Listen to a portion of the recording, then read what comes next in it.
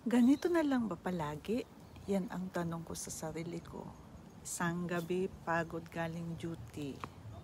Bilang caregiver, breadwinner dito sa Japan, sanay tayo sa cycle na gising, trabaho, sweldo, bayad bills, padala sa Pinas, tapos repeat na naman.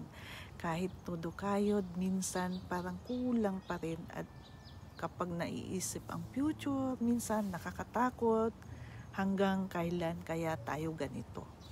So ako si Aileen, isang mom at caregiver, breadwinner ng pamilya.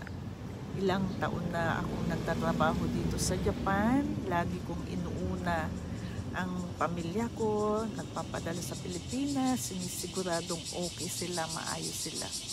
Pero sa totoo lang, dumating din ako sa point na napagod na ako. Isang gabi, tinanong ko sa sarili ko, ano ba ang maipamamana ko sa anak ko bukod sa pagod, pangungulila, ayokong makita yung future ko na puro trabaho na lang hanggang sa pagtanda. Gusto ko yung mas magaan, mas masaya at may security para sa anak at sa pamilya ko. Doon ko po na-discover ang digital business at first. Syempre, hesitant ako. Wala akong background dito sa business. Syempre, natakot ako. Baka hindi ko kayanin.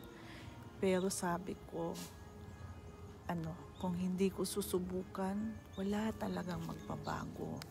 Kaya kahit busy, kahit pagod after duty, naglaan ako ng oras. Step by step, natutunan ko siya. Ngayon, unti-unti kong nakikita ang resulta.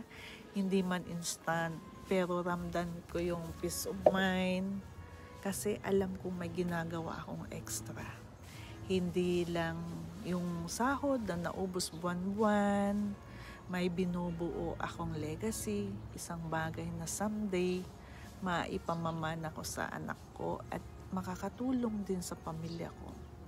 Kaya ang mission ko ngayon ay mag-share ng hope, mag-guide sa mga kagaya kong caregiver, breadwinner at quiet dreamers dito sa Japan at kahit nasaan ka man.